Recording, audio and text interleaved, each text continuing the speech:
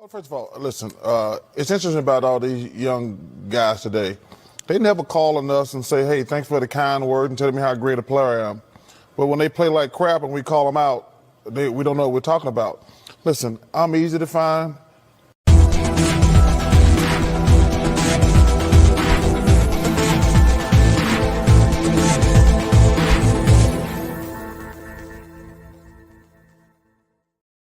What is going on, ladies and gentlemen? It is your host, Nathan Stella, Big Nate Sports Talk. I hope you're all doing well, having a great Monday. Hope you had a great day at work, school.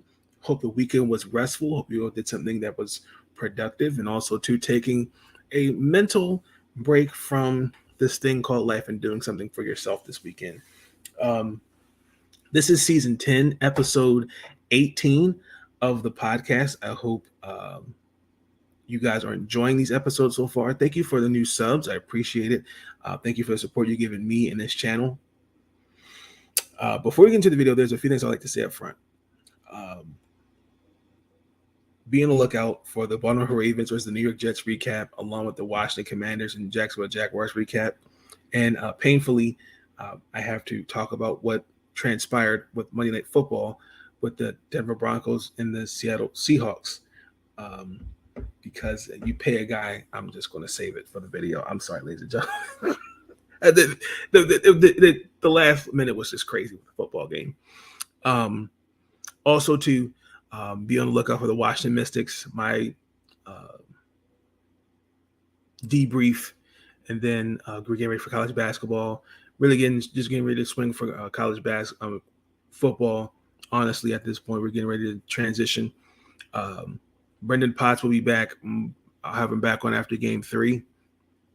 But as you've seen the title of this video, we are recapping game 1 of the WNBA finals. Really quick, it was very interesting. I did not realize that the finals, it would happen the same day as Sunday football, which still did not bother me because I still tuned in to watch the game. I was back and forth between that and watching my Commanders and Ravens, but still my eyes were glued on game 1 of the finals. Really quick, I would just want to take this moment to say this notion that nobody watches the WNBA, that's total bullshit. That the Cox Pavilion was packed. It was sold out. We really going to have to find some, you're going to give me something different than nobody watched it, because what I saw a very energetic crowd. This Las Vegas Aces team, everybody's rooting for them to win the championship. I'm just proud of the growth in the game that I see, and I give all those that are cover the W, I give them their flowers for what they're doing, for what they've done for the game. The Las Vegas Aces defeated the Connecticut Suns 67-64. A couple things. My takeaways from the game: A'ja Wilson showed us why she's MVP. Finished the game with 24 points.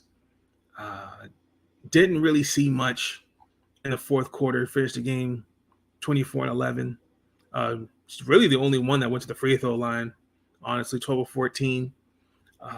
I thought her play was key.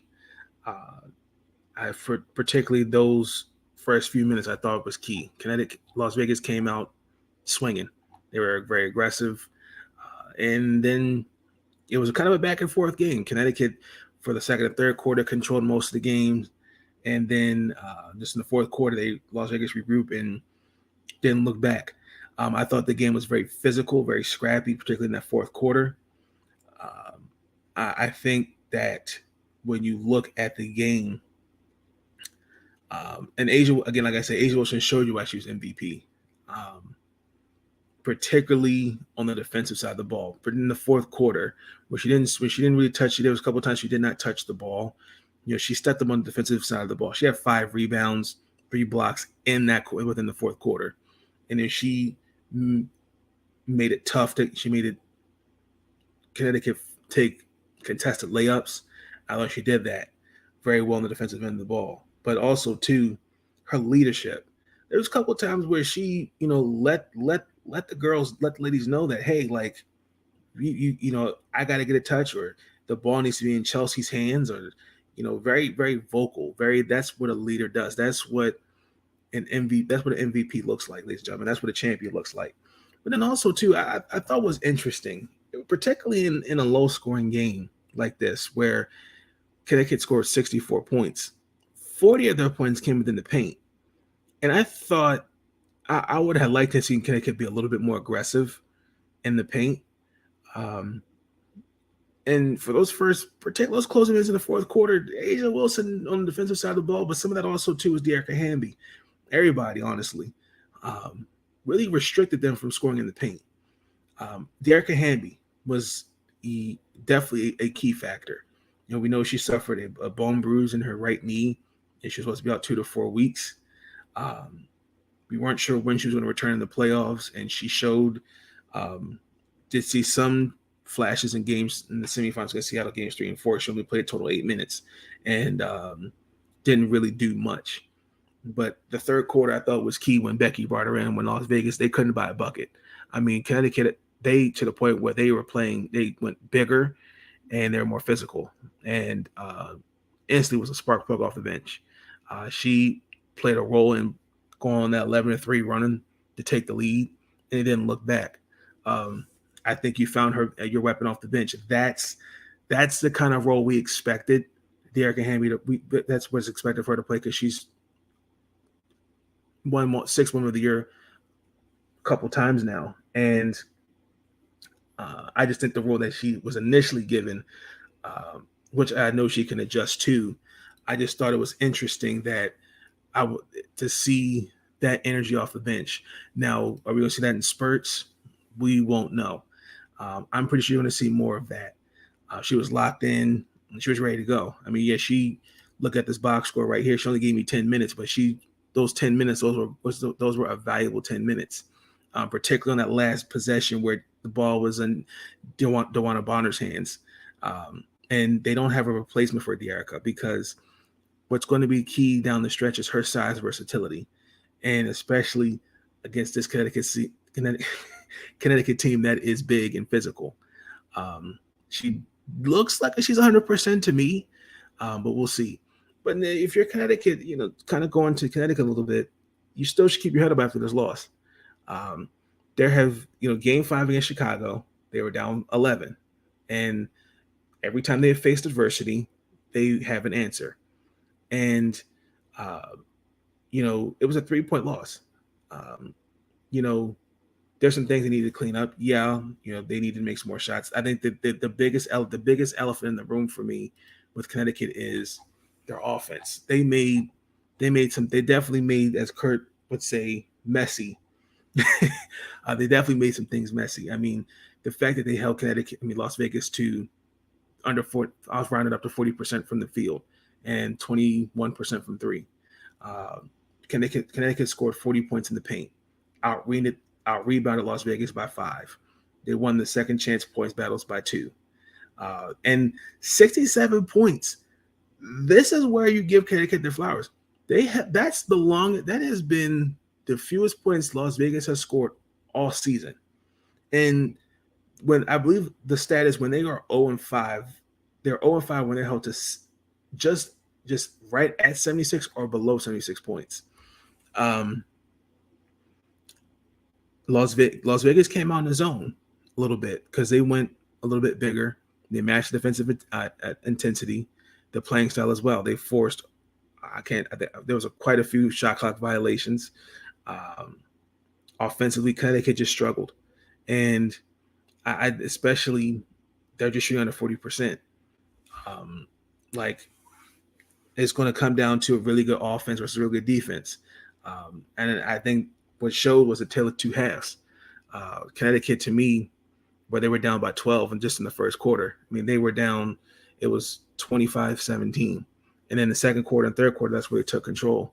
The fact that they held just within the second quarter, they held their Las Vegas at 21-9 points in that period. And they were up 4 going into halftime. Again, the key was the physical. I think there was this physicality, and they were Las Vegas just struggled offensively when Connecticut went bigger.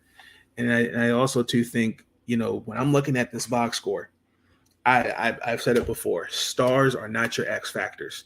Others around your stars have to step up. Your Jonquel Jones had 15 points, 9 rebounds, 2 assists. Brianna Jones was the only player off the bench for Connecticut that had a pulse. She had 12 points. She was 6'11" from the field. I love them to death. I truly do, but I need more from DeWanna Bonner. I need more from Courtney Williams. I mean, when I look at this box score, they paid DeWanna Bonner as an all-star for a reason, and she's a champion for a reason. But looking at this box score, my star should not be 1 of 9 from the field and 1 of 5 from 3. That can't happen. That is. I mean, this is some bad stuff. I don't know what I'm going to do. I don't know what I'm going to say. I don't know what I'm going to do. I don't know how much more of this I can take. I just don't know. This is ridiculous. Oh, Lord.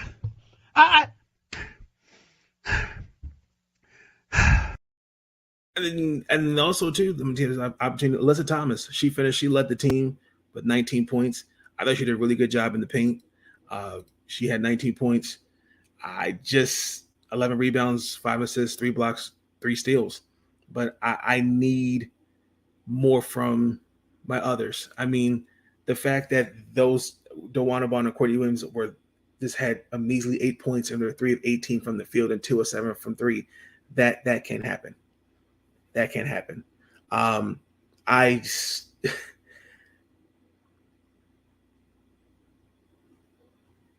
would have wanted the ball in Jonquel Jones's hands on that last possession. I first and foremost, I just thought it was the way the play was designed. I knew the play broke. I knew the play was broken because it was just an awkward looking 3-pointer off a fadeaway 3. To me, you have plenty of time. That was just not a bad. That was a bad shot. I just feel like you could have at least tried to get open or look for some open teammates. I didn't see that. I mean, that was just not a great shot. But I've seen her make those shots. But I mean, just to have a poor. I'm sorry, just did not have a great night. I'd have preferred to have it in Jonquel Jones' hands. Hell, I've been having it in Courtney's hands, honestly. And then also too, like Connecticut, the keys were to defensively. You got to contain. You talked about this with Brendan Potts. You got to contain Asia Wilson and Chelsea Gray. They had no answers for them at all. I mean, yes, they did. Chelsea Gray turned the ball over 6 times and made her take tough shots, but I didn't see it. I mean, when I look at the stat sheet, the stat sheet doesn't tell you all that. I mean, Chelsea Gray still had 21 points. I mean, 9 of 17 from the field. Asia Wilson, 24 points. Did not slow them down. And also too, like Connecticut, they struggled. They didn't really do a lot to get to the free throw line. I mean, to not really have, just did not be offensively have any rhythm. Credit that to Las Vegas's defense. And I think how you could change that is I feel like Connecticut needs to play big because you've got two post players in Jonquel Jones and Brianna Jones. Like, I would like to see some pick and roll. I would like to see some driving kick, but I would like to see more aggressiveness to the rim. And I kind of felt like the zone kind of checked Connecticut. And if you pushed me, I mean, there were good results. There are just some things I had to clean up. I mean, I need more from my starting 5. I mean, I need at least starting 5 has to give me at least 10 or more points. Everybody did their job. but for the most part, when it came down to just hitting shots, and Connecticut should still walk out to going into game 2. They should still be confident to win this whole thing. I'm still picking the Connecticut Sun to win in 5. They did not go down without a fight, but it just shows you that they have just been a resilient team. And I do see the little things being fixed, but if you're going to have a good game, you've got to contain Chelsea Gray and A'ja Wilson better. I mean, the fact that they had 45 points combined between the two. I mean, you did a great job on Jackie Young. Kelsey Plum was held to just 6 points. Raquan Williams had 3. I mean, those are good. Those are positives. I can give Connecticut when it mattered. Got to hit shots. I mean, I asked Coach T this when we played for Seattle. I mean, do you believe in the defense wins championships? And yes, they do, but you need offense. And when you've got 0 for 3, 2 0 for 3s, 3 for 8, 2 for 9, I need consistency. It's not going to be basketball games. Like those are facts. And I believe they'll fix them. I believe the game 2 will be better. I think Connecticut should still play. I think they should have a bigger lineup out there. But I would really, honestly, truthfully, I would really insert Brianna Jones into the starting lineup. But I would also, too, honestly say that somebody needs to come off the bench but on that starting 5 currently. I said that in game 5 because I like to see the lineup just different. I like to see more post play. I like to see more being aggressive to the rim, pick and pop, pick and rolls. I like to see those things offensively change. And also, too, I like to see Carmelo throw a zone at Las Vegas. I think the key is if you get A'ja Wilson and Chelsea Gray in early foul trouble, I think you've got Las Vegas.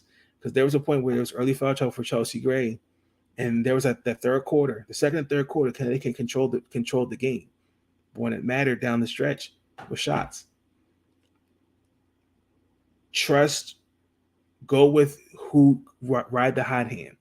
If you I know DeWanna Bonner will not have a game like that tomorrow. I know Courtney Williams is going to show up. I know they're all going to show up. It's just I don't want to say it was jitters. But that's what it just, again, this is the number one ranked offense versus I think they're ranked number 2 defensively. So there's nothing to really frown upon. It was a great basketball game for the most part. Watching the press conference, they all seem optimistic. They all know what's at stake here. You got 2 MVPs, John Paul Jones, A'ja Wilson. Other than DeWanna Bonner, who I think out of all of them and Chelsea Gray, everyone's playing for a ring. Everybody knows what's at stake. So I do expect game 2 to be better. If you pushed me, Las Vegas, I see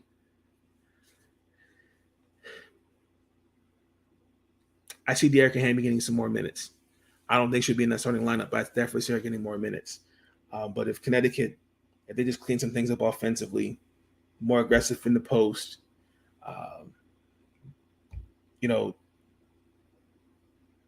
I think creating more turnovers and also just be more aggressive. I'd like to see some more aggression and some lineup changing. I think Connecticut can win game 2. I'm looking along the lines of Connecticut beats Las Vegas 75 71. Guaranteed. I think Connecticut can do it. Looking back at the tape, those were the things that I saw that were glaring. But if Connecticut, I think Connecticut can do it tomorrow. I'm confident in that. But other than that, it was a great basketball game.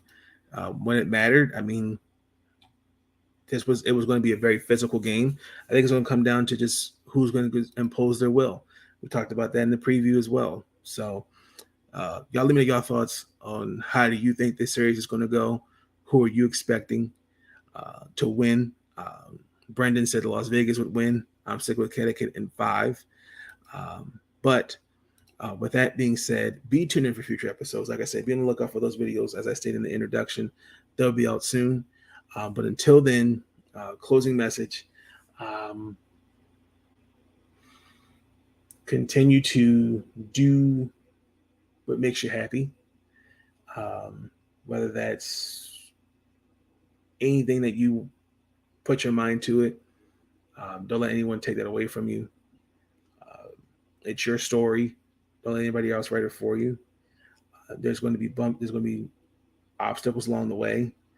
But the biggest key is perseverance and staying the course. When you stay the course, and you stay grounded, good things are bound to happen. And that's my closing message. But until then, I will catch you guys on the flip side. Please like, comment, subscribe. Thank you for tuning in on this episode of Big Nate Sports Talk Podcast. Have a good evening. Peace out, y'all.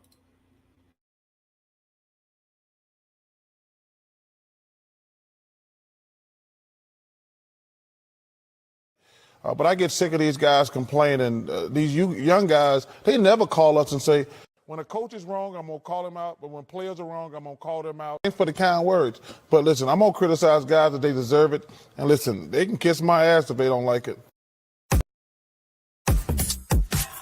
Thank you for tuning in to Big Nate Sports Talk. If you enjoyed that episode and you want to see more content, be sure to like, comment, and subscribe. Bring your sports game on Big Nate Sports Talk.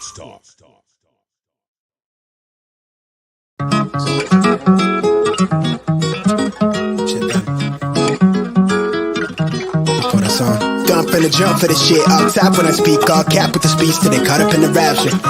So out of line with the phrase game. Let's take a break, been a long day. Hit your line with you fall through with the nightsticks. Maybe help me spark the ideas. We got nowhere else to go, it's only up from here. I've been on my own, just running through the field. Saying vivid for the ears, I know that's how they like it. Yeah, I fantasize. Tell me that it's real when it's all said and done. I said it how I fit it. I let them hear the fear of a passive aggressive angry black man with a passion. Steady grip when I shoot to the stars with a full clip. Trying line with a loose sleep. Then I proofread till I lose sleep. Couldn't handle the truth, you bed with the right. Love at first sight shit, art over hype shit. Need a sound bite for the time capsule. Press play, they pause time for a bit. Smitten, I admit it, couldn't kick it. I'm in love with the fine print. Scribble type of shit they wouldn't find behind it. White suspicious behind the eyelid. Tell it reckless with the clauses. Careful with the cost me. Need this shit forever, but I never ever stop until they put me in the coffin or they off me. Fuck niggas quick to auction, they false prey. Always treat this shit with a caution.